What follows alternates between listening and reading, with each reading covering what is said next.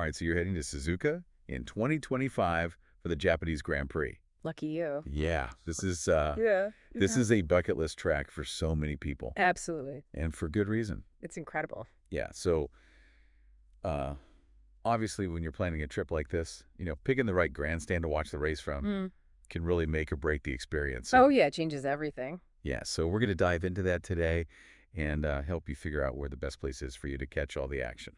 Yeah, what are we thinking? Like, what kind of experience are we looking for? Yeah, so let's start with if money is no object, Okay. where's the absolute prime real estate at Suzuka? If money was no object, probably Grandstand V2. V2. Okay. Yeah, it's pricey, but you are right there, like above the pit lane, you see the start-finish line. Oh, wow. The pit stops the whole thing. So you're seeing like the crew working on the car. Yeah, you're right there. That's amazing. You can hear the air guns going off. Wow. Okay, so V2, that's like the top tier. Thanks, the top. If you want to be right in the heart of it all. Yeah, you're looking for a thrill. That's where you want to be. Okay, what about if, still want a great view of the main straight, but maybe don't want to shell out, top dollar? Yeah, totally. So, I mean, right next to those, you've got A1 and B1 grandstands. Okay. And those are still right along the start-finish line. So you're going to see the start of the race, which is always electric. I bet. Just the intensity of that initial launch. Yeah. And, they're a bit more budget-friendly. Okay, nice. So you get a great view without breaking the bank. Now let's talk about the first corner, because that's always a recipe for some exciting racing, right? Oh, absolutely chaos. Yeah. You got all the cars coming in at once. They're jostling for position. Yeah. So where are the grandstands there? So you've got C1, C2, and C3. Okay. A C1 is going to be kind of that higher up view. So you see the whole thing unfold. You see everyone coming. Like that wide angle shot? Exactly.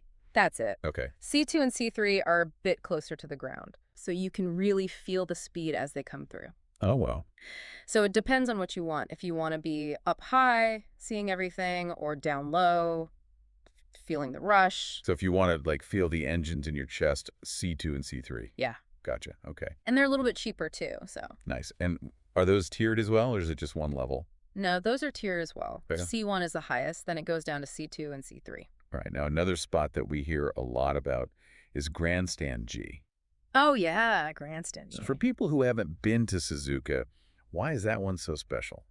So that one's overlooking the 130R corner, which is legendary at Suzuka. Okay. It's so high speed, like those cars are almost flat out through there. Wow. So if you want to see bravery and pushing the limits, that's where you go. And is that one of the faster corners on the track? One of the fastest. Okay, wow. Yeah, so you're going to want to be holding onto your hat when they come through there. Now, obviously, there's always the option to do general admission, which is nice because it's a little bit more budget-friendly and you can kind of roam around. Find your own adventure. Yeah. See what you can find. But with that being said, I imagine it gets pretty crowded pretty quickly. Oh, it does, especially at a track like Suzuka, Yeah. which is so popular. So you're going to want to be there early with your pick of the spots. Yeah, stake out your spot. Exactly. Because otherwise it's going to be gone. So general admission, you got to be ready to hustle for the best spot. But if you do score, it's going to be an epic race day. That's part of the fun, right? Yeah, for sure. So for someone who wants a sure thing, though, a guaranteed good view, but without the V2 price tag, what would you say is the sweet spot?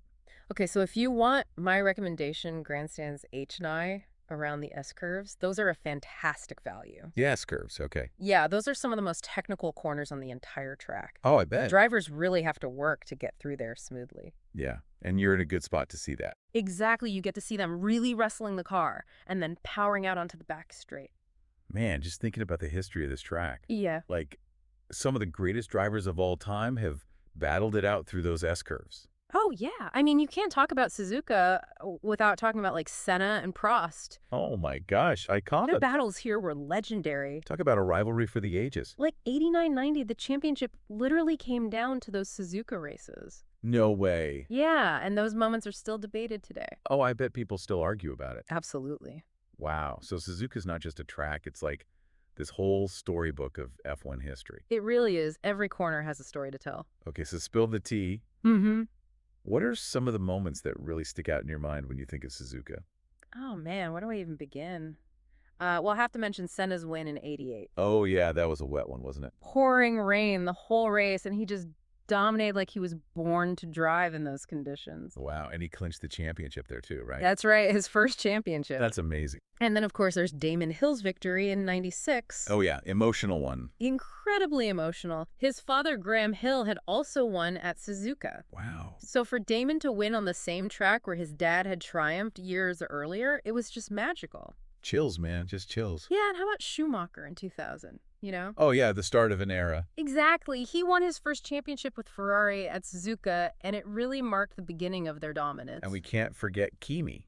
Oh, Kimi Raikkonen in 2005. Are you kidding me? What a drive. Starting from 17th on the grid, and he wins it. On the last lap. On the last lap. Unbelievable. That's insane. I bet the crowd was going bonkers. Oh, they were going crazy. Like, did that just happen? Seriously. Pure magic. That's Suzuka for you. Wow. And then, of course, you know, Suzuka's seen its share of tragedy, too. Yeah, Bianchi in 2014. Yeah. It was a terrible accident and a reminder that this sport can be dangerous. It's a stark reminder that, you know, for all the excitement and the glamour, there's real risk involved. Absolutely. These drivers, they put their lives on the line every time they get in the car.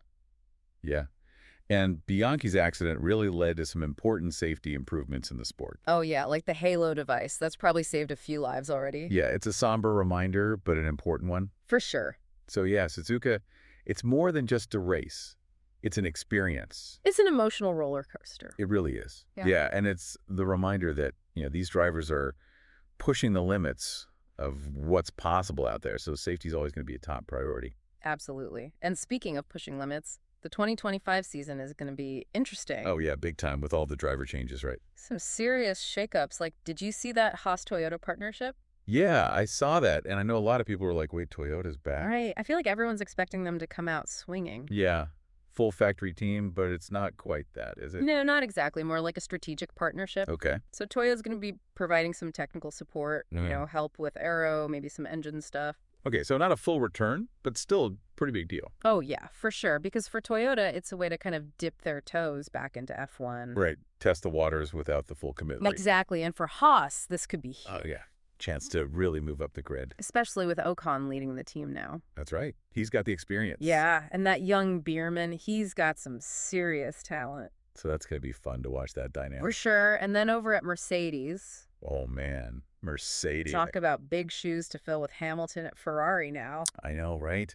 Russell's got his work cut out for him. But he's shown what he can do, so it'll be interesting to see how he handles the pressure of being the lead driver. And Kimi back in a Mercedes. We saw that coming. I know, right? I guess they figure, why not bring back the Iceman? He's still got it. Oh, yeah. And then there's Saints at Williams. That's a head scratcher for me. It's a gamble for sure, but hey, maybe a change of scenery is what he needs. Maybe he'll pull a Raikkonen and surprise us all. You never know with Suzuka. That's the truth. So there you have it, folks. Everything you need to know to make the most of your 2025 Japanese Grand Prix experience. From finding the perfect grandstand to reliving some of the greatest moments in F1 history. And who knows, maybe we'll even see some new legends made. That's what's so great about this sport. There's always something amazing just around the corner. And speaking of amazing form, be sure to subscribe to The Deep Dive for more fascinating stories from the world of motorsport and beyond. We'll see you in the next one.